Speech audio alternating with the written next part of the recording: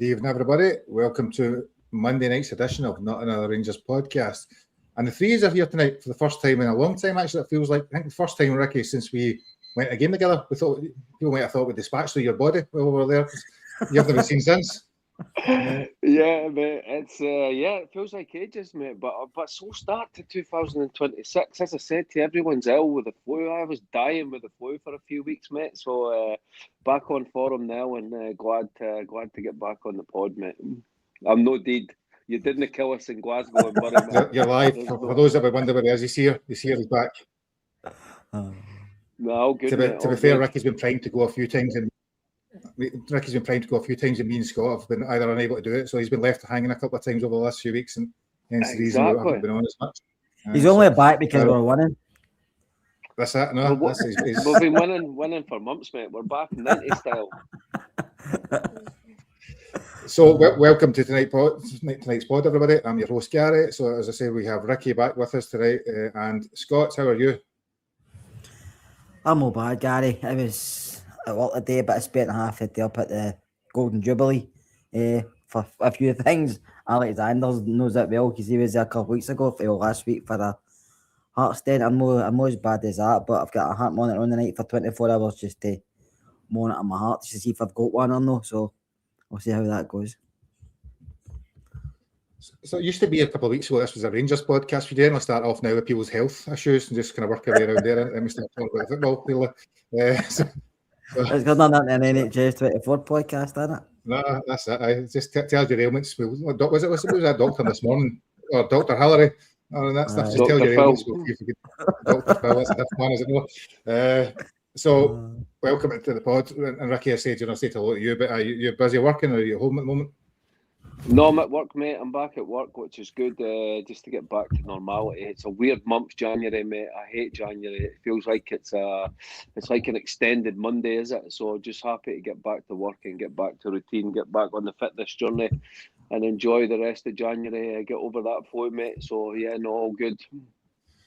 So, there's not a lot of stuff to talk about football necessarily. It's all good and it's always easy to talk when it's bad things. So tell us about your fitness journey, Ricky. I'm intrigued there when you said that there. What does your fitness journey involve? No, just a bit just training twice a day, mate. Just enjoying a bit of exercise in the morning in the gym and go for a bit of running at night. Is try and get fit after all the badness over Christmas and New Year. As you guys know, you end up kicking the ass out of it a little bit over Christmas and New Year with the chocolate, and so just get back into it, mate. So enjoying that. Did you hear that, Scott? He does the gym in the morning, then goes out and running in the afternoon. How's that sound to you? No chance. I'm too old for that, Gary. I'm in my 50s. That's when you need to do it, you dafty, so you don't end up breaking your bones when you walk down the step. And it's when you get old is when you need to do it. Is that a dig at Gary? Because you're in his 50s. Exactly. Turn 50 and fracture my ankle falling downstairs. There's maybe a thing there. You might be right, Ricky. Anyway, on to the football. So it's been a good time. We're in the middle of January, 19th of January. Things are good. Things are good. We've got 3 new signings. We are 6 points behind leaders ahead of Celtic, or joint with Celtic. And we're through to the next round of the Scottish Cup, where we may face Queen's Park, our old foes from last year again, if we manage to get through. So I think in tonight's pod, we will pick up on some of the stuff from the game last Friday night, which seems like a distant memory. It's hard to talk a lot about it because most of those players won't see it again. We'll talk about that. We'll talk about some of the new signings and where some of the potential outgoings are, where some of the other potential signings may be, and start to look forward to what is a big European game and then a league game where we can start to put even more pressure on the teams round about us. So it's all good, Ricky. You were saying before we come on the pod that life as a Rangers fan at this moment in time under Danny Role is thriving. Yeah, mate. I mean, it feels like we're getting to the stage where this is what we sort of dreamt of when the Americans took us over. I think when the takeover happened in the summer, we all, it was something new because I think the club had went a bit stale. Okay, we came back up through the leagues and stuff like that. We managed to win that one championship, but it felt like the guys that were in charge of the club were only able to take the club so far. Every transfer window, like 2-3 million was like our limit. We could pay for players, and listen, you can't sugarcoat it. They came in and basically did everything wrong with Russell Martin, Kevin Felwell. They've admitted their mistakes. They said that they were trying to run Rangers as a lower level Premiership club, and now they understand that Rangers is a complete separate thing from trying to run them as a Premiership club. And the appointment of Danny Rowe, and I think they were speaking today about what the business has been done in the transfer window, and the smoothness of the committee, the way that they've done it with everything. So they're actually thinking about taking that and running with that going forward. So this is what we wanted when the Americans came in. Nobody expected us to be spending $9 million on a Danish winger. I mean, that took us all by surprise, Gary, and it's exciting. It's absolutely exciting. I'm not going to get carried away the same as Kerr, but I look at everything now, and I'm quite a logical person. And when I look at the three teams, I see Hearts. I mean, listen, there's a long way to go, but I'm not saying we're going to definitely win the title.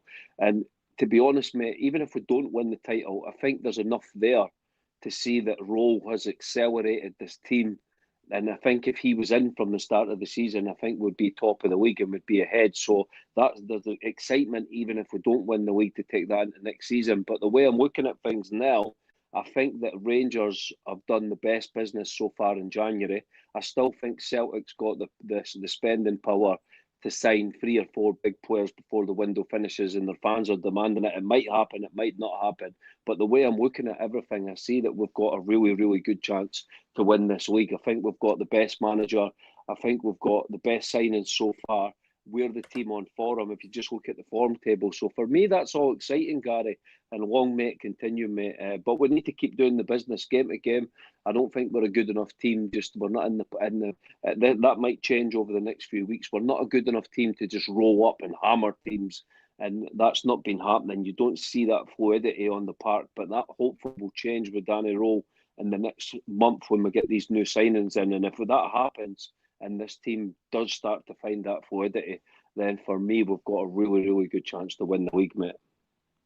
I'll start with you, Ricky. Do you think there has been a change in? So I suppose when Danny Rowe came in, we talked a lot about it was all about solidifying, getting the clean sheets, as Giovanni Van Bronckhorst would say, was it keeping the zero, all that kind of thing?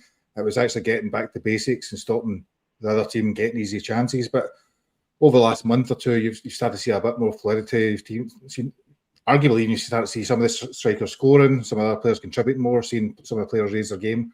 Are you starting to see a style of football from them as opposed to what was really just kind of plugging leaks at the start? Yeah, it's improving. It's not there yet because I look at our strikers, Gary. Our strikers are very different. You look at Miovski on Friday night, right? Miovski's a striker that if you're playing Celtic away or you're playing Pittodrie, forget about Miovski. He's not going to hold the ball up. He's a striker. You need to create chances for, and he'll put the ball in the net. And we've not been creating any chances this season. You can see that. And then Shermitty's the complete opposite. So I think Rowe knows that. And you see, I mean, we're in a title race, mate. Our top scorer's got 4 goals in the league, and our top assist has got four assists in the league. It's a miracle what Danny Rowe's doing with his team, mate. So, and that, to be honest, mate, that should be the easy thing to add. I don't think we've seen it yet. I thought Aberdeen away and at home was very comfortable. And it was good, and there was an improvement, especially in the second half, where a few chances, Shermitty should have scored, Mikey Moore should have scored. So you're starting to see it in patches in the team. But I think with Olsen coming in on the right and the Gassama going back to the left, and if you play Moore in the 10 or Asgard's a good option in the 10 as well, then that should, on paper, I think you have to be a bit patient with Scott Olsen because he's not played a lot of football. I think he's going to be like Cherny and Sima. He's going to be a bit of a slow burner. But once it kicks into gear, he'll be absolutely sensational. So I think we'll need to be a bit patient with him. But I think that the parts are starting to fall into place where Rowe's going to get us playing the way that... And this is exactly what the Sheffield Wednesday fans told us, mate. If you remember when they were speaking to us, that he'll come in, he'll look at the players, he'll get the best out of the players just now, and then once he has the opportunity, he'll add his sort of things for the recipe that he wants, and then you'll start to see the football that he wants. And hopefully the next sort of 6 months we'll start to see that, Gary. Yeah, no, I'd agree. It's got to be talked probably the last couple of weeks. Last week, certainly a lot about how Danny Rowe's progressed the team over the last couple of months until you start to see a bit of I suppose a connection between and confidence between the players, the support, the manager, and all the stuff that goes with it. as Marvin Andrews said, keeping starting to believe now in a way that we hadn't done for a number of months. And probably when you look at the game coming forward against Dundee and the next bank of games, really that's when you expect the crowd to really buy into what we're doing. If we can start to take some wins and potentially then drive us forward, whereas across the city and other things are still challenges ongoing. There's a lot of challenges, Gary, coming our way, but like the manager says, we've got to just take it a game at a time. We can't look too far ahead because, to be honest with you, I mean, Ricky said I'm all excited. I'm not been excited all time this season. I've always said to you, we're not in a title race. You're a big Derek McInnes fan, weren't you? You were loving Derek McInnes. I'm glass half empty kind of person. So I don't know, Ricky must have been watching a different podcast. He's not been listening to me. I just feel where we've been at the start of the season up to October and then where we are now is night and day. So you have to give Kavanagh a lot of credit. You have to give Daniel enormous credit because he was even getting criticised at one point not long ago with people saying we're not playing good football or we're hard to watch, we're scraping by. But do you remember when he first came in, he says, first of all, we need to win games no matter how we win them. And then we progress for there. And we have very slowly, but we're not conceding the goals we did. And I thought the way we used to. Yeah, some of the games we don't dominate, but one of them are getting the 3 points. And no matter what, it's getting the 3 points at the end of the day. Not everybody can play great football every week. And I have to say, I was sceptical coming through the dogs. I didn't know a lot about him, apart from Sheffield Wednesday time, but he's very impressive. And I did say he probably judge him on next season because I thought it was going to be a hard job for him coming in after us or nothing. Because to be honest with you, we all said we were pants and we weren't very good at that time and we were well off it. So I still think next season we'll see the best of him, but for where he's brought us now, it's been amazing. Because Hearts getting a lot of plaudits for where they are. But we just seem to be crept up. And we're not that far behind them, yeah. I mean, you can look at the other side across Glasgow and they were getting a bit of criticism and stuff like that, but it's a 3-horse race, in my opinion, and any one of them could win it. Somebody just needs to go on a run of consistent wins. If somebody can do a 4, 5, 6 games in a row they win, I think it gives them a wee gap. Because we've got a hard game. I think our hardest game probably will be Hibs away, coming up soon. I think if we can come through that, then I'll be even more confident. But like I say, just take care of Dundee first of all and at the weekend and go for there. But the signings have been good. I'm just hoping we bring in more, Gary. I want another striker in. I really want the boy from Motherwell, I have to say. I really like him. And by all accounts, they're only looking for, 3-4 million, which money we're spending, that's not a lot of money. So I would take him in a heartbeat, and we need another couple as well, I would say. But we need players out. We've got a massive squad of players. If I say any more players with a squad we've got, they'll be able to sit in the main stand. We'll be putting up the club deck and everything. All the players we've got. We'll come on to that then, and the players who might come out and go out over the next 2 weeks, and where that may leave us at that point in time. I suppose we'll maybe cover the Annan game in a little bit of detail, but not much more so the kind of changes. It's hard to really give a lot of credence to a game when you've got 9 changes and a number of players, Ricky, that are probably never going to play much, if any, ever again for Rangers. So, but the result was a 5-0 win, 9 changes from the team that played. You've seen some players do all right. You've seen some players do reasonably well, and you've seen some players really not take their chance when they had it, the ones that have been around the fringes of the first team. Those are just your overall thoughts on the game? Yeah, I mean, 5-0, mate, last. I mean, it was interesting. We got Queen's Park in the next round if they beat Stranraer. That'll be good to put that ghost in. It was almost February last year as well that they knocked us out. So, Jesus, that feels like it's mental how quick time flies, mate. But 5-0, it was nice and comfortable. I like that the players got the weekend off. Because it'll be interesting to see the team that he chooses on Thursday night. But I thought Curtis was really good. I really like young Curtis. It's an interesting one for me, young Curtis, because I'm completely 50-50 torn on it. I understand that he needs to go out and play games, but I know that he's good enough to play for our team. He's 100% good enough to contribute for Rangers just now. But that's from my, as a selfish point of view, I'd love to keep him in the squad and give him more minutes, because for me, he does more than Gassama does 100%. But I understand that if he's not going to play, it's no good for his development just now to be sticking around at Rangers and playing 5 minutes and getting 3 minutes and then no getting on for 2 weeks. It's better that he goes to Kilmarnock and Neil McCann, who was one of the best wingers we had in years, like taking him under his wing and teaching him the position and stuff like that. There was a few that was just confirmed that they're absolute junk. I thought Arons wasn't too good. I thought Jiggas, he scares the living daylights out. Yeah, but you know, that's like, I'm very confident about us going in for this running, but if you do get a few injuries in defence, and it's happened to Hearts, you know, the wheels have fallen off Hearts the last 2 weeks. They've lost Shanklin, they've lost Devlin, they've lost Birmingham as it's suspended as well. So they're losing players. Like every match, they're losing a player, and that could happen to us. And then, like Kerr says, you're still a little bit worried about the squad because Shermiti and Miovski are very different strikers up front. Great for Miovski to get a hat-trick. It just shows you that if you give him chances, he will score goals. And I think he's getting his confidence back. But he has to play in a Rangers team where, like, I think Dundee at the weekend would suit Miovski if you play a number 10, if you play an Asgard or you play a Moore, who's like holds the ball up and is creating the chances for him. Certain games suit Miovski. So there was a lot of positives that came out of the performance on Friday night, Gary. More so the players getting a rest, the first team players and stuff like that. And there was, like Kerr says, man, we've got so many players that are collecting crazy wages that are just hanging about our training ground, like your Dowells, your Matondos. Joe Rothwell now is like so far out of the first team picture now with more players coming in. We want another number 6 apparently.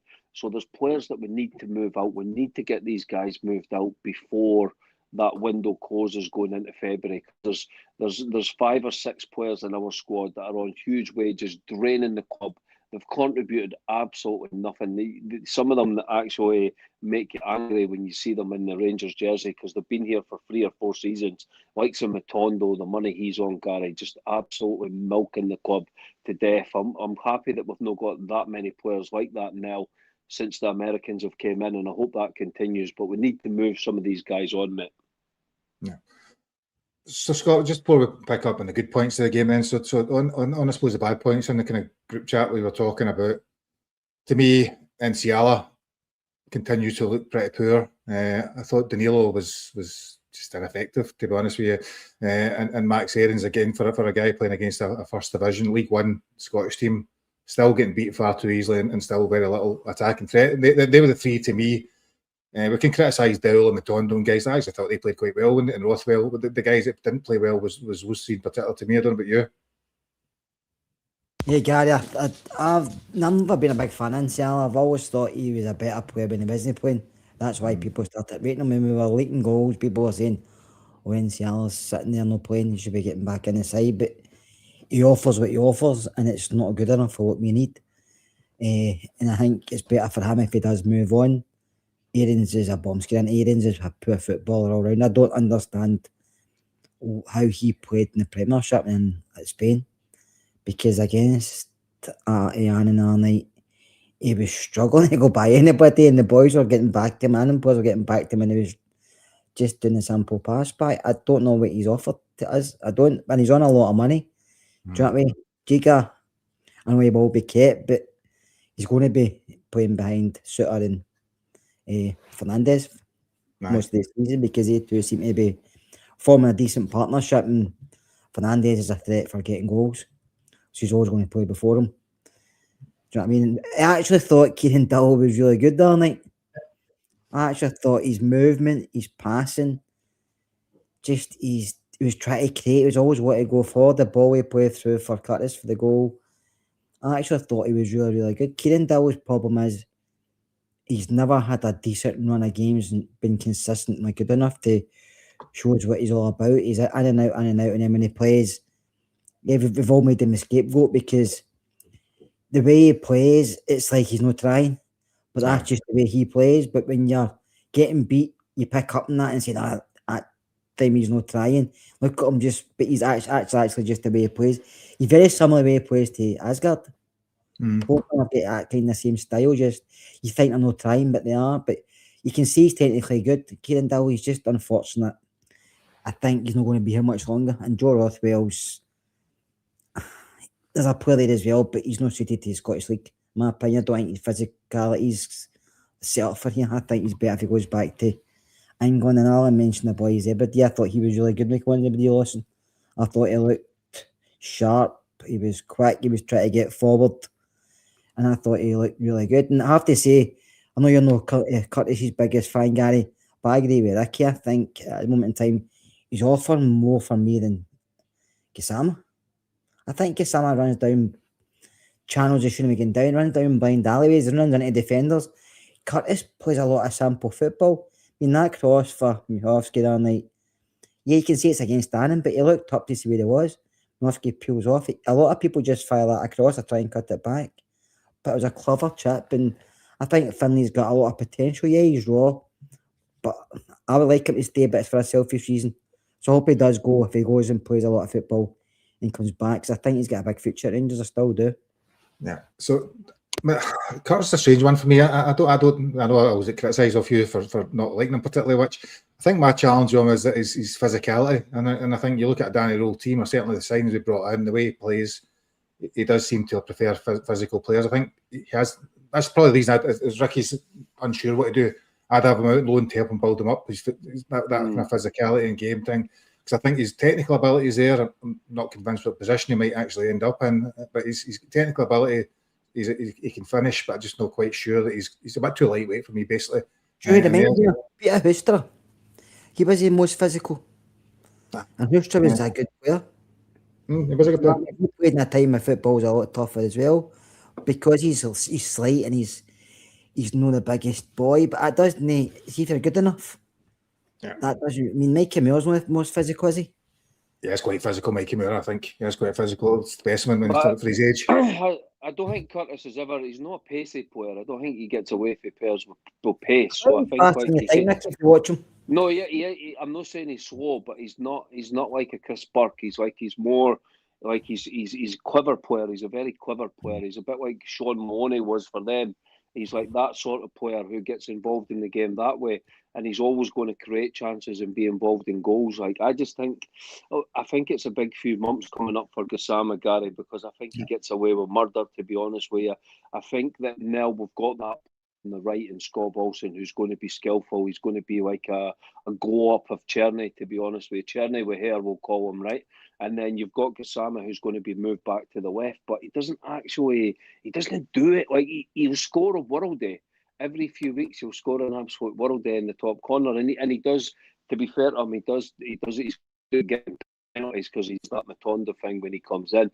But actually involved in the game, I want the guy who's on the left hand side to be involved. Like Cherny used to be all the time with some goals.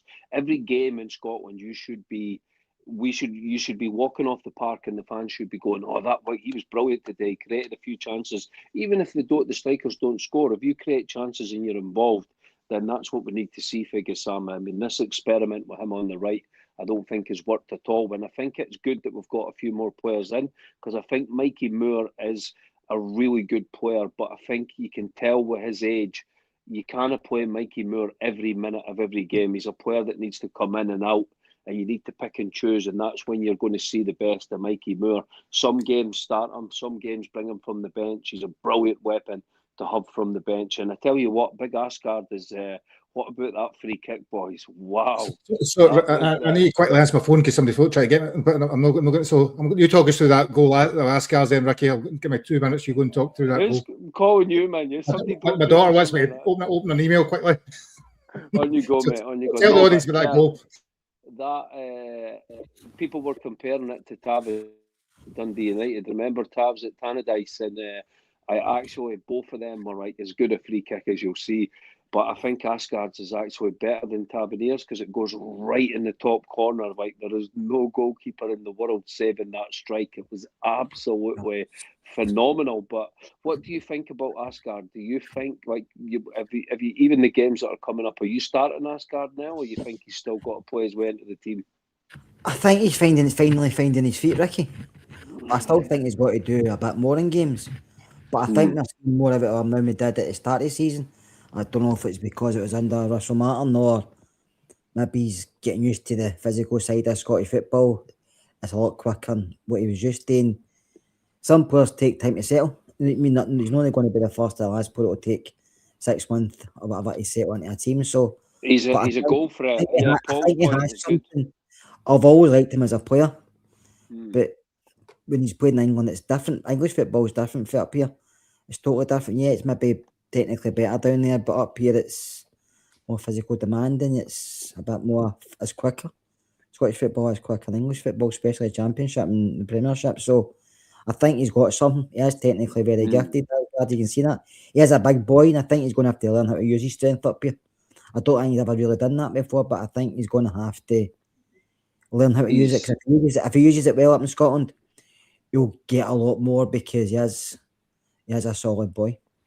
He's good for sorry Gary, he's good for Scott for IFC. He's good for the set pieces as well. I mean, if he keeps that goal return, then he could be a good weapon for. He's a good weapon. He's definitely a good squad player to have for like games that are coming up. On you go, Gary. No, I was thinking about Asgard. Do you think there's maybe a bit of misconception, Scott, when he signed that he was going to be a different player than he actually is? Because you talked a minute ago about being a kind of more language style, the way he moves about. I thought personally when he was going to come in, he was going to be quite tricky, very creative, and kind of running direct at defences a lot of time. That's not really. I'm not sure that's actually the type of player he is. That's what he was when I seen him at Wigan, Gary. I seen him a lot at Wigan, and obviously I was in the Championship and then League One, so that's different again. And he was a bit younger.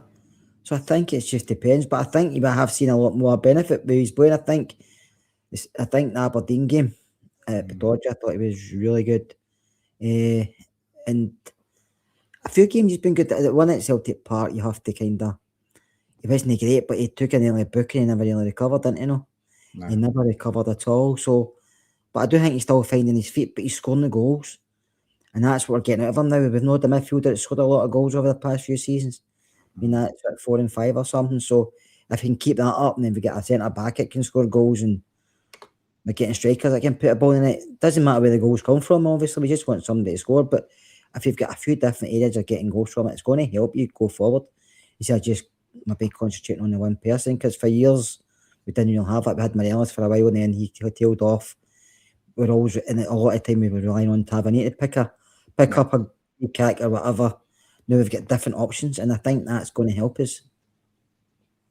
Asgard will be part of that, because I agree with Ricky. I think the way the free kicks are in the corners now, he's good at these things because he does move well in the box. He's a big boy. He can get up in the air, header. He can. I mean, the free kick was superb. As soon as he hit it, you knew it was going in. Because don't get me wrong, he maybe hit them in the training match and maybe only scored another one. But the way he hit it, no goalie saves that. It was a superb free kick. Just unfortunate against Annan. It was against somebody else in a higher profile match. People have been talking about it a lot longer, but no. And I think maybe during other games you've got to maybe take them. I think that's a good thing I see this season. No, everything's coming through Tavernier now. It's different players taking different corners or free kicks, so it's a lot more fluent, as in not just concentrating on Tav into the box, and that's that. Because if Tav's playing, he's a good weapon there as well, because Tav's good in there, so he doesn't always have to take free kicks. Barham is taking them, Mahomes has been taking them. So I think it's good we've got a few players that can step up. Yeah. What I suppose brings us on to so we're through 5-0 win. We then drawn against Stranraer or Queen's Park. I think Stranraer, they play tomorrow night or Thursday night. I can't remember what one it is. Yeah. And again, hopefully somebody's won Queen's Park. Another home draw is all we ever get is home draws, some would say. I'm sure there's a few people on Twitter or X saying that how come Rangers constantly get the home draws in these trophies. But another home draw, Scott, another money at the bank, another game against lower level opposition. It's all I've fed up with money at my bank. I know. I was gutted when I seen it. I was like, come on.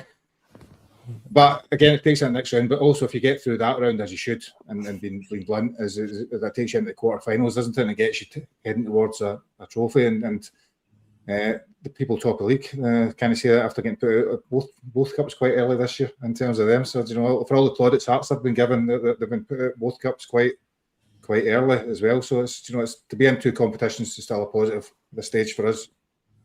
Yeah, I mean, I think the cup draws open because it's the two of their teams are out. Motherwell are playing Aberdeen the next round, so one of them are going out. So the draw is very much opened for ourselves and for obviously another lot, but it's open for some of the provincial teams to come up, maybe get a semi-final place, or even maybe dream of getting to Hampden, because we've seen already this season with St Mirren, so there'll be teams there thinking there's a wee path opened up because a lot of bigger teams have dropped out already. Aye. So anyway, let's talk transfers, Ricky. This is a good point. So over the last week, I can't remember when we've all signed, but over the last week, we've signed Scott Olsen. So I was at the game, right, and it was on Friday night, and at this point in time, I didn't know he signed. So I'm walking up the turnstiles, and I'm like, the first one signed Robbins, then the other guy, I can't remember his name now, Chuck Wanney. And then I'm like, I'm sure I had the third one there. Who's that? Then obviously you walk upstairs and there's there's Scott Olsen as well. So that was a bit of a clever way of Rangers doing it. So we've signed the number 6, the central midfielder, the left back, and the right winger, the attacking player. And it's probably what we talked about in the podcast as the 3 priority positions we'll need to deal with first. Yeah, well, I remember when we played pre-season, mate, and I think you guys might have been at the match. I don't know if you could see it, but I remember seeing it on TV. And Connor Barron was the captain that day, and their captain was almost 7 foot tall. And when the two teams lined up against each other, it was absolutely ridiculous. It was like Lyle Cameron, and it was like you got to watch what you say in podcasts now. We'll say the Seven Dwarfs against. It was mad seeing how small we were lining up against Bruges that day. And then that continued into the games, and you can see it in Europe, mate. When you step up in the quality, you can see that our whole squad and our team lacks physicality. So Danny Rowe, definitely, that was a big part of his what he wanted to bring and add to the squad was a bit of physicality in the window. And it's 3 positions that what I love about the signings is it's 3 players that I don't think Chuck Wanney will start at the weekend, but I think he's a good option there. If we need him, I still think it'll be Diamande and Raskin just for that, just to keep that continuity going in the team. But I think Olsen will be close to starting. And then you've got the left back. He needs a few weeks to get physically fit, but he's got the size as well. I really like Penrice as a left back. I watched him a lot last season for Hearts, so I was hoping we were going to sign him. But if the scouts think that this guy's even better, then that excites me because he's a Belgium under-21 international and he looks the part as well. But he looks a solid guy. So it'll be great to get him in the team as soon as possible because I think we've all agreed McHolman's done okay on the left, but he's all right. But I don't think we get anything from our fullbacks anymore like we used to. When you remember, like going back 5 years ago when Tav was bombing and putting balls in for Morelos, and then you had Borna Barisic when he was at his best. With what a left foot he had from the left hand side, and that was like your weapons coming from deep. Don't get me wrong. Sometimes we'll overuse that, and there was too many crosses coming into the box. But if you can get a bit more from the left back area, from Romans, and then Sterling hopefully gets fit. Tav's been all right the last couple of games. I'll give him his due. He was really good up at Pataudry. He was absolutely brilliant away at Pataudry. So you've got to give him credit there. So, and that's enough. And that we're not only strengthening the squad, we're strengthening the starting 11. And that's what for me, that's always what you should be doing in transfer windows. And transfer when the window is open, you shouldn't be just bringing in players to make your squad better. You should be aiming to bring in better quality to make your starting 11 better, and then that automatically makes your squad better if you're bringing in starters that can make the team better. And don't get me wrong, the way Chris Jack, I don't know if you saw what Chris Jack was saying tonight, but it looks like Rangers we're far from finished. I can see another 2, maybe 3 coming in. I think there'll be 4 or 5 that will probably leave, or we're trying our hardest to get them to leave, but it's difficult, the salaries they're on. So it's super exciting, Gary. And you just hope that extra quality that we're away to add to the team, we're able to see that on the park and it becomes a bit more fluid. There's competition for places. There's genuine competition in the forward areas now. You've got 2 players for the left. You've got Sama and Moore. You've got Moore and Asgard for the number 10 position. I would like to keep Baz Rami because for me, I think Baz Rami is a good player to keep around that can play in a few positions.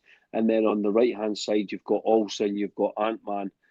So there's a lot of competition there all of a sudden, and that's starting to look healthy. But we need to see it on the park with chances created, because since Dessers has left in this season, you see what's his name, Joshua Barry was going on about our strikers that they're actually all above their XG expectation with the chances that they're scoring, which is crazy.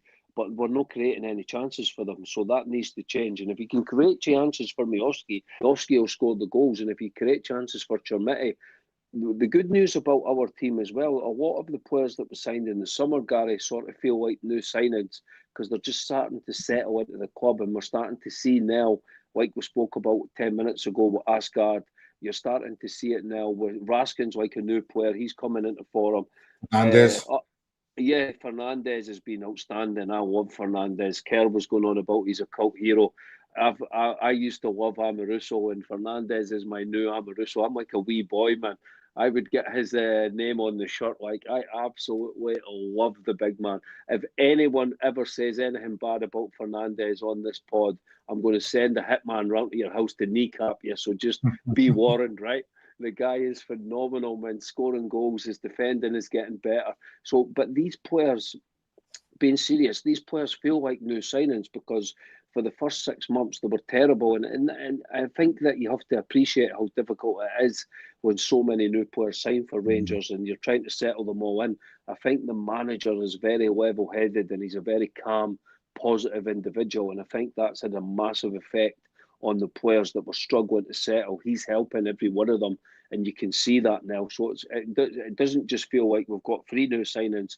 It sort of feels like we've got almost up to 10 new signings because a lot of these players are settling now. And if that can continue, that's why I'm so confident. I'm not going to say we're going to win the league, but I'm confident that we're definitely going to be there at the end of the season because Celtic are all over the place. Even before Martin O'Neill's came in, they got rid of Mr. Bean and they've replaced him with Joe Biden. And he's like struggling in press conferences now. He's almost dead. So, and then you've got Hearts. The wheels are falling off Hearts. I think they're crackling at the seams, and I think it's going to be an interesting February. That's for sure, mate. So, very excited for the few months that are coming ahead. Scott, are you surprised that Rangers have spent? So we spent what is it, 3 million in Robbins, 4.5 million on Chukwani, and a rumoured 3 million loan fee by a further 6 million. Price to buy Scott Olsen. So we spent, say, £10 million already. Are you surprised at that level of spending at this point in time in January?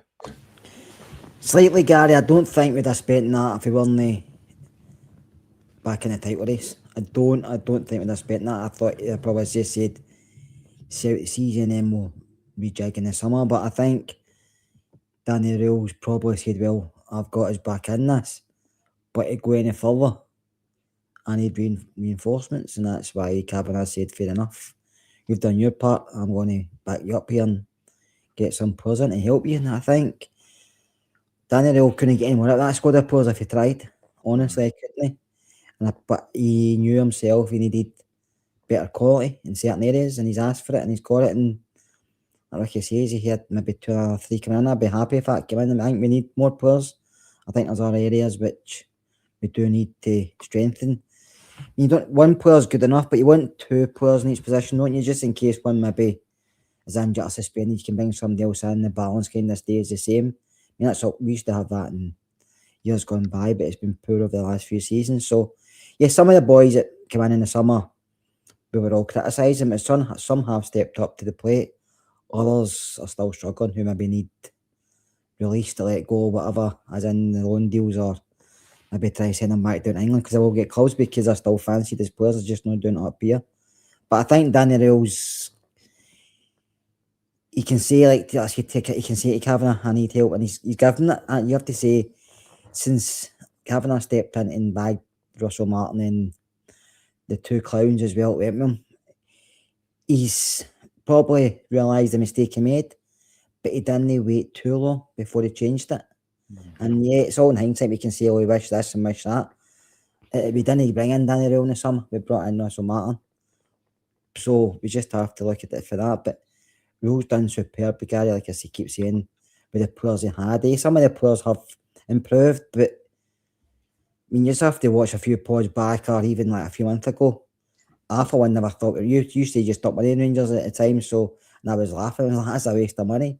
I'm still not sitting here saying we'll win it, but we've given ourselves one almighty chance, which a couple months ago, I'd have said, no, you're off your rocker.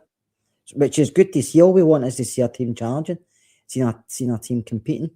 We've not got a divine right on anything, unlike some people seem to think on the other side of the city, but we, as long as we can challenge and win, the shout for the league and try and get to the final of the cup, and you see your players giving 110% in a game, and you think we were unlucky today, or we done well, we get a win. We're happy.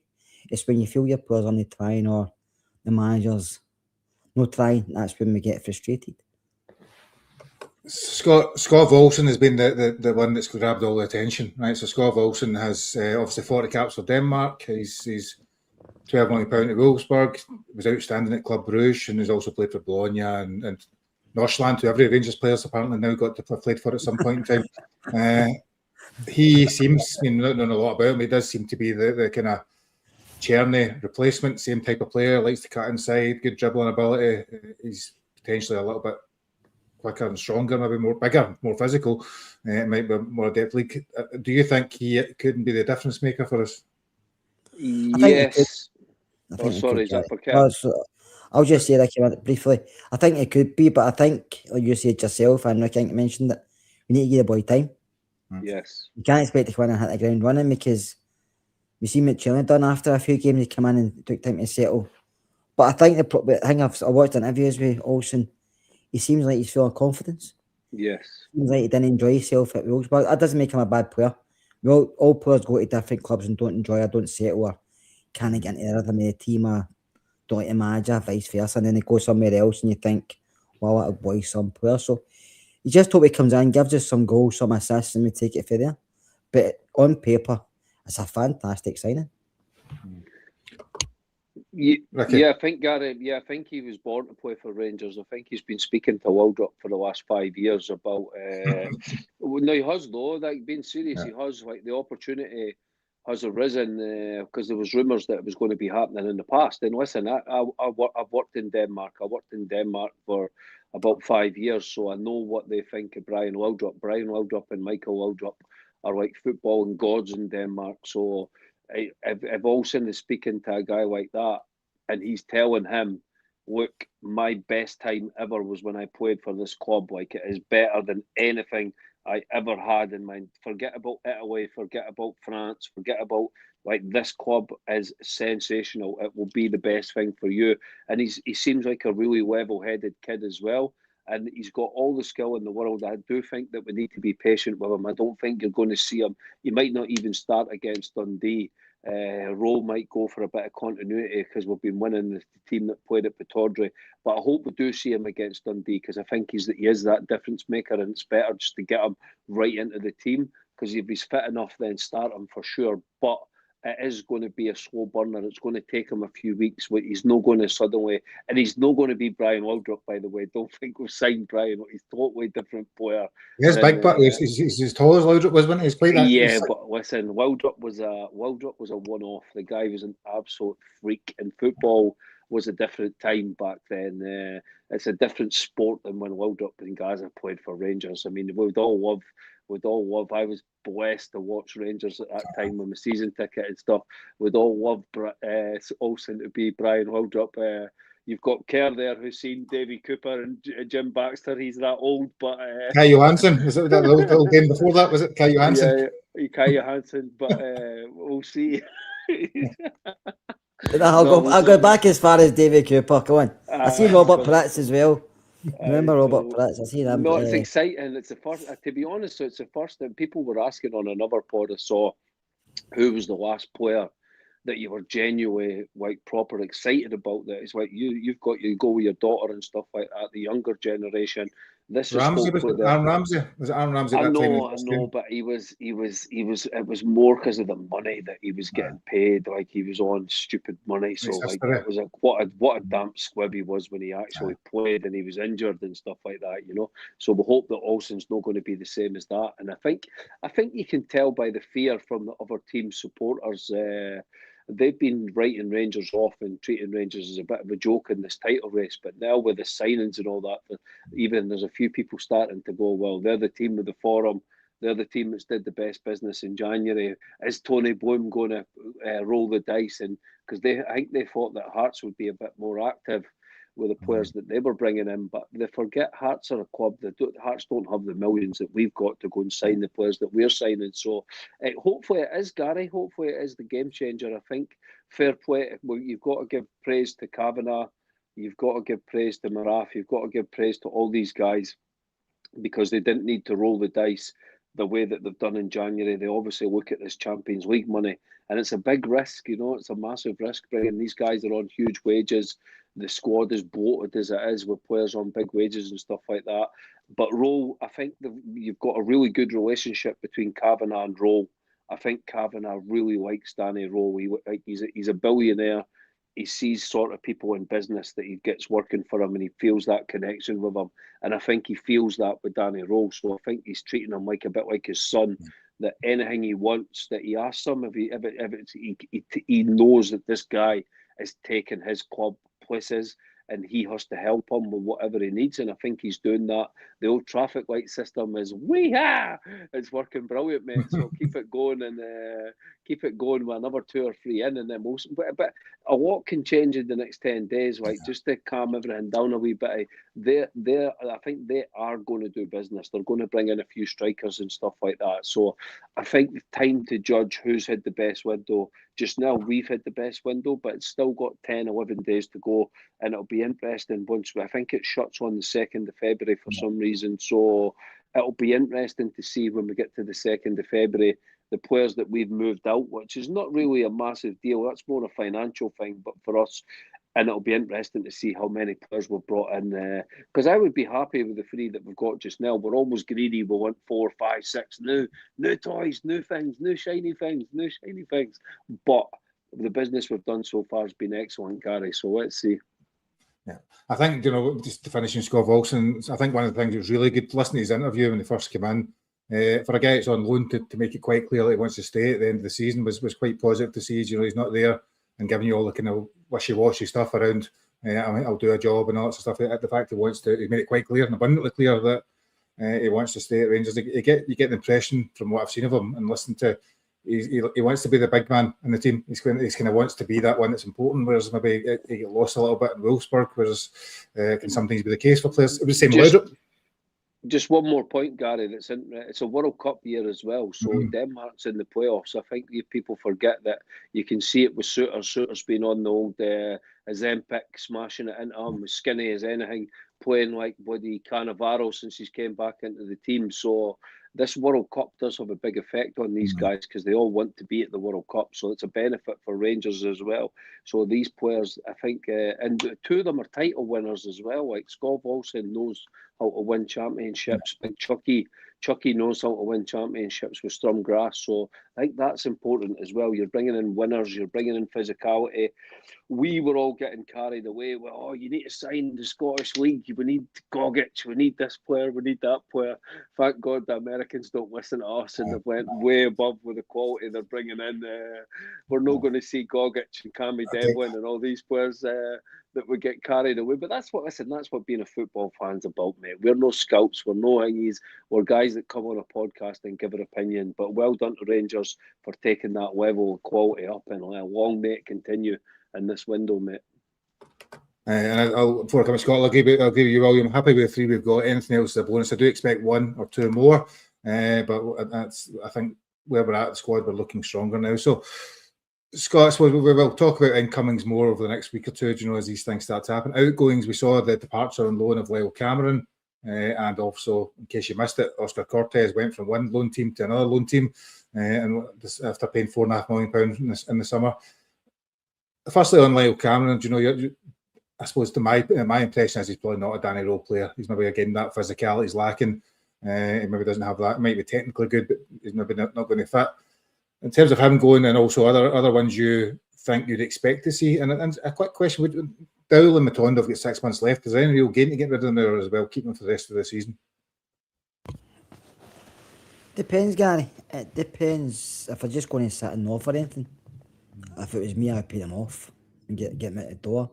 But if he thinks they can be useful at any point between now and the end of the season, then you might keep them, unless he gets silly offers in. Or even somebody offers a bag of balls or something, a bag of bibs, you give away Matondo, do you know what I mean? I think because the wages are on, Gary, that's the issue.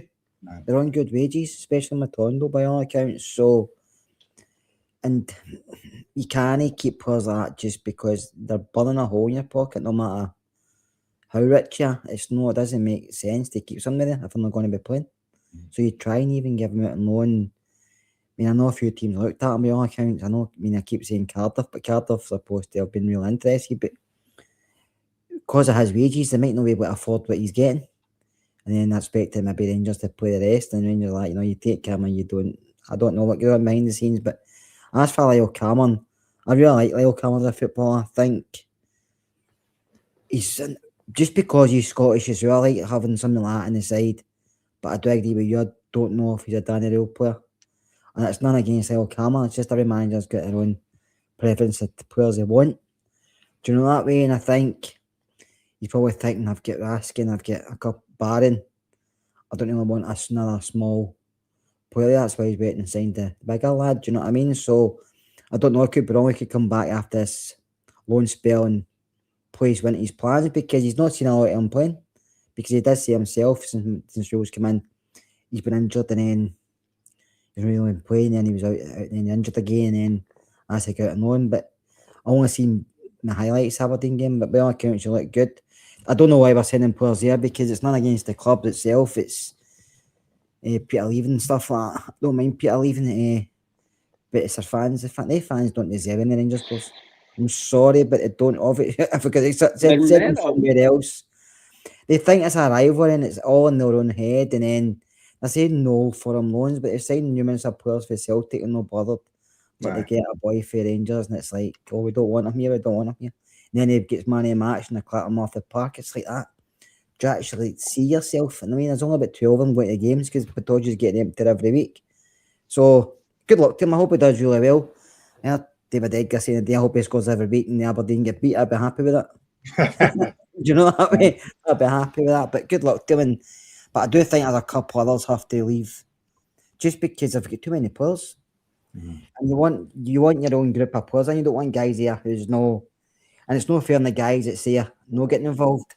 Because you yourself, if you're not part of the team, your head goes down and you're getting paid, and you might be training with the youth team or training yourself, and then it's just sitting in the stands every week picking up whatever amount. It's not good for your football career, and it's not good for the club. So if you rank it, Scott, right from 1 to 5, from the player you want to leave the most, the fifth player you want to leave the most, who would it be? So take it and don't include the loan ones, because anybody thinks the loan ones are going to be recalled back to the club. So I think that's probably unlikely. So 5 players. Who would you want outdoor first if tomorrow came? And then what do we do? You can have a think, Ricky. So it's quick fire. Outdoor first? Aye. 1 to 5. Probably Sensiala, because I think we've seen the left side, we've seen the left back, and we've got a few centre backs there. So, and to get the boy some game time, because I think he needs to play because he's young. You don't want him to miss a game time. Probably for his own sake, he should go somewhere and play football, because there's a player there, just not for Rangers, I'm afraid. Yeah. Who else? Rothwell, Dowell, and Matondo, mate. They three don't have a future at Rangers, and the worry is, well, what role was building? Like Kerr says, man, you don't want too many players sitting in the main stand when you get to a Saturday and the game's happening, and you've got players that can't even get on the bench. When nowadays you're allowed like 9 subs or something on the bench, man, and you've got 3, 4, they 5 are sitting in the stand, and they start to, because that can derail the good work that the manager's doing. And I'm not saying they're bad eggs or anything like that, far from it. But I think that list is very fair. I know you're on about you're not going to send the loan players back, Gary. But at the end of the day, Aarons and Cornelius and all that. I mean, Cornelius is injured. Jig is no good enough. Aarons is no good enough. The players that are shown they're good enough are shown. I think what you have to respect with Danny Rowe is what he's done over the Christmas period is only with 14 players, by the way, 13, 14 players. He's still working with a squad of 13, 14 players, realistic, that are actually contributing. You've got players that are there, like Aarons and that will come on and stuff like that, but they're no, I think it's amazing what he's done when you actually look. So we need to get that 13, 14. You've added 3 to that, so you're up to 16. Can you add another 2 to get that to 17, 18 that realistically are actually going to contribute to you challenging for the title? because it's never about, you're never, especially with Rangers, it's never about 21, 22 players. It's never been that. There's always been, what's Matondo done his time at Rangers, Dowell done his time at Rangers, Rothwell done his time at Rangers, Aarons, Cornelius, all these players are not contributing.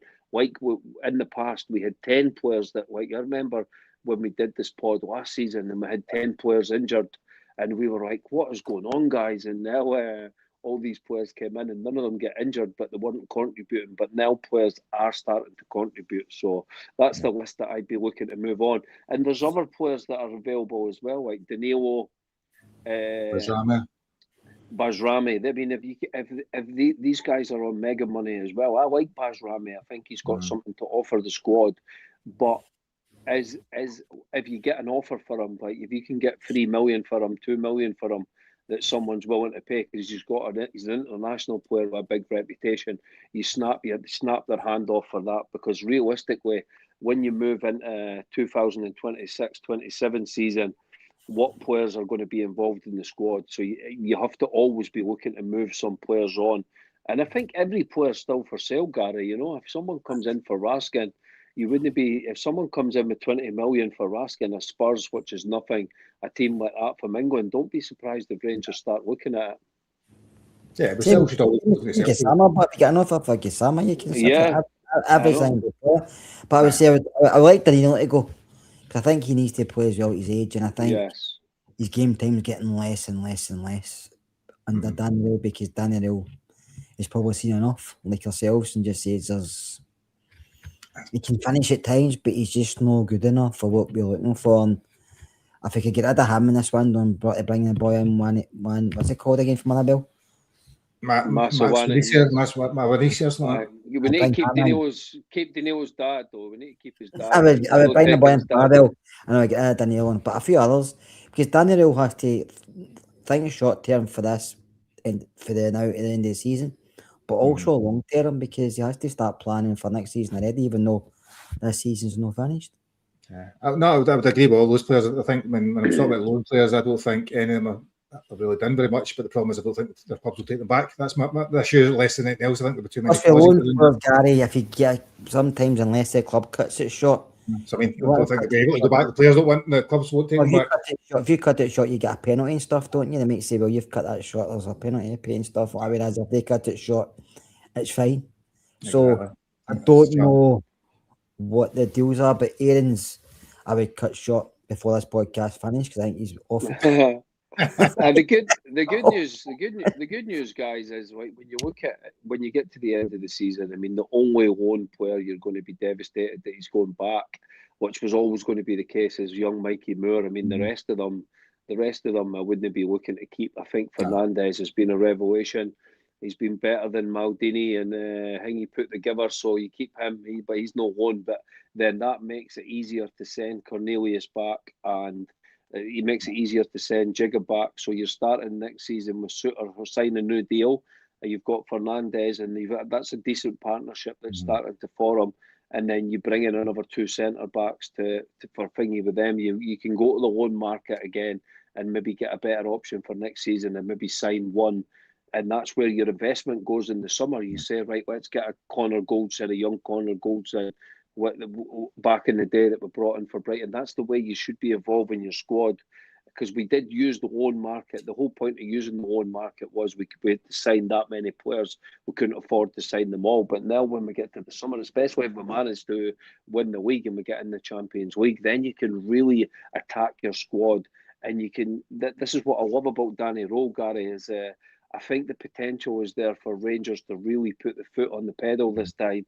I don't think he's going to do a Gerrard and leave next season, even though his stock is going to be very high. I think he can hold on to him and get Rangers back to being the dominant club, because that's what we need to be. Celtic have dominated for 20 years, mate. We need to get back to being the way that it was. And football always works in cycles. We shouldn't be just looking to win the league. We should be looking to build to be that dominant team, because you see what happens. They're entitled FC over in the other side of the city, mate. So if you can put the foot down and keep the foot down, which we didn't do when Gerrard left, the wheels came off Rangers. We were the team that folded like a pack of cards after Dave King giving it all that big talk. But this time, if we can build something, no, it's true though, is it? I mean, we won the league, and then the team crumbled when we were ahead in the league. But I don't feel I've got a different feeling this time with these players. I don't think you're relying on the Dessers. I don't think you're relying on players that are flaky. I think that Rowe was building something that's sustainable. I don't think we're going to crumble this year when we're going for the title, when the pressure gets to us. I think we're going to drop points. I think Hearts are going to drop points, and I think Celtic are going to drop points. I don't think none of the three teams are good enough to go on a 10, 12, 15, win the remaining matches, mate. So that's what's going to be interesting going into the second half of the season, is who can drop the less points. And we're the team with the best forum. But Rowe has to keep that going and then build it for the future. It's not just about winning one league title. It's about winning 2 league titles, 3 league titles, 4 league titles, and just let them implode the other side of the city, because their mad billionaire's got no intention of selling them. He's Celtic's Desmond's toy, which is brilliant for us because they're great rivals to have, mate, because the show that they put on is always absolutely brilliant. So long may it continue. There's a comment to take the mic off you. I was trying. I heard an alarm going there, Ricky. I thought it was your alarm to let you stop talking for a minute there, but it was buzzing in the background. That was my minute. That was somebody. That was your minute. Your time was up there. So I think we spent the last 5-10 minutes of the pod just talking about the game on Thursday night. So it's a strange one because we can't qualify. Well, unless there was some bizarre set of events, I don't think we can qualify. But at the same time, it's still a big game because Ricky talked a minute ago about the Champions League. Now, the only way we get into the Champions League directly, as far as I understand it, is still by having a high enough coefficient. So that these games against Ludogorets and Porto are important for coefficient points. I think this is the last, I think, I'm sure if I'm right, if Rangers win the league this year, we'd go straight in the Champions League, depending on whether Olympiacos and a few other teams don't bypass us. So despite the game not being necessarily relevant in terms of this year's competition, it's still a crucial game, Scott. Don't you keep your mic off, Ricky? Don't you maybe come back on yet? It's still a big game. So I suppose the challenge when you're playing that sort of game is, do you play not a weakened team, but a rotated team to quite an extent, or the fact that they're a week and a half off anyway? Do you go full strength and try and get the win and rebuild momentum again anyway? I think even getting a win just keeps the momentum going, keeps the morale up and the confidence, because we're on a wee bit of a winning streak. So I think that keeps it going. Plus, there's points to be won as well, and there's money to be made. The money we spent, it gets money back into the club as well. And we need a win, Gary. We only had any wins in the Europa League, so we need a win. And like I said, I don't know what team will be. Listen, I don't know who's going to go with, or the rest players, or like for the weekend, I will play a strong squad. I'm not 100% sure what he'll do, but we just go out there and give it 100%. I think we're in a better state this time to go out against Ludogorets than maybe a few weeks ago. I think the confidence is up. The players will want to play. They'll want to score. Miovski players will want to score again. Jamaica players, you'll be looking to get a goal. So I think you see a difference in the players, their attitude in the park, the way their confidence in the park, stuff like that. You see a difference in their body language because they're all feeling confident. They're all feeling happy. We were playing, whereas when we were getting beat and stuff, some were hiding, some were moaning at themselves and not happy. And you've seen that with their body shapes and stuff and the attitude. But when you're winning, the dressing room's happy. Then they all did that Aberdeen game after Aberdeen game, they were all happy in the dressing room. So what to keep that going. So even getting a win on Thursday night helps that. I think, Ricky, the back five, I'm trying to think, probably picks itself. I mean, if you have got Butland, Tav, Suter, Fernandez, Magoma, I can't think of much else that's options there. I suppose where the potential changes are is that front four. So whether Asgard plays, whether Moore plays, whether Chamiti plays, Miovski plays, or guys around there. So what would you be thinking then? What would you like to be seeing then? And I may be wrong. Maybe the back five doesn't pick itself, but I can't think of many other options in there. No, I think what you just said is right there. I think you probably will go strong because if it's true, I don't think people are. I don't know if that's true. We need this coefficient points for this Champions League thing. I don't know how Olympiacos. I think they dropped down to. I don't know what tournament they're in, mate. So I should have done a bit more research. But no, I think it'll be a strong team, and I think keep that confidence going. I think you can rest players Porto away if we're in a good position after this game at Ibrox. And I mean, you're at home. I think you've got to be careful you don't give the players too much rest, if that makes sense, because a lot of the first team players got the weekend off against Annan, so that you want to give them more time off against Dundee. So I probably would go with that back four: Diamande, Raskin, play Asgard in the 10. You're looking at Moore and Gassama. And I think they should be a bit more fluid. I think he can sort of rotate them around a bit more, because I think Asgard's quite good on the right hand side as well, and Gassam is much better on the left. And then I've definitely, for a European game, it's got to be Shermiti. You can't play Miovski in this game, European game. We're not going to create enough chances with that front three behind Miovski for him to be influential in the match. So I would go with Shermiti and just try and get the win, and then do what we usually do. If we can get a few goals ahead or a goal ahead, then you've got the subs bench. You can make 5 substitutes, so it can be a night where it ends up being a good European night at Ibrox. I think the crowd should be into it a little bit, because I think there's so much positivity going around the club just now. Hopefully the fans are into it and it's a good European night. And even though we've not qualified, look, this year's been an absolute disaster in Europe, and Roll will need to improve that going into next season. But let's just get this European campaign. Let's finish it with a win at home. Your rest players away to Porto would be what I would be looking to do, Gary, because there's big matches after that. But this Thursday night, you're playing at home, you're in Glasgow, turn up to Ibrox, get a win, get some points on the board, show that you can do it in Europe and it's not just in Scotland, and then move forward from there. Yeah. So Scotland on that team, so Bojan Miovski scored a hat-trick there at the weekend there, and Ricky's got him out of the team again. So would you have any changes? You agree with his team lineup? Anything else you'd be looking to do? Do you play Aaron's? Clearly not, before you play on the right back, because you've talked about he should be away by now. Do you play Curtis? What sort of things? Ant-Man needs to get some maybe minutes if he's fit. What would you be looking at? I would give Curtis a game if he's still here, if he's not away yet in loan. I would start Curtis on the right, get Sam on the left. I'd play Shamati through the middle. I would rest Suter and play Giga Fernandez. Suter's just back. You don't want to risk him again, because if he picks up a knock, the league games are more important for me at this moment in time. And Suter's come back and he's started forming a good partnership with Fernandez, but John can get a knock and then he can be out for weeks, and don't want that to happen now. So I'd rather be back fit for Dundee, and then Hibs away can even rest him against Sunderland, Queen's Park. Do you know what I mean?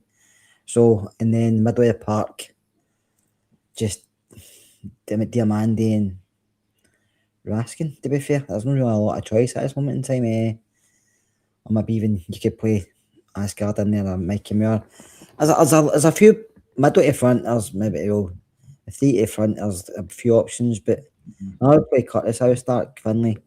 I think his performance against that, I know it was Annan, but he's full of confidence. He's got a couple of assists and he was unlucky not to score, and it's like, no, you give him more game time, I think. And then if you end of the day you want to send them out, no, you send them, because it doesn't have to be within the window. You can send them near the end, do you know what I mean? And he's not going to get cup tied playing the Europa League for Kilmarnock or wherever he goes, is he? So it's not going to happen. So no, I would give Finland a game and just see how we go, Gary. If anybody's carrying any slight knocks, you can maybe just keep them away and bring them back for Dundee.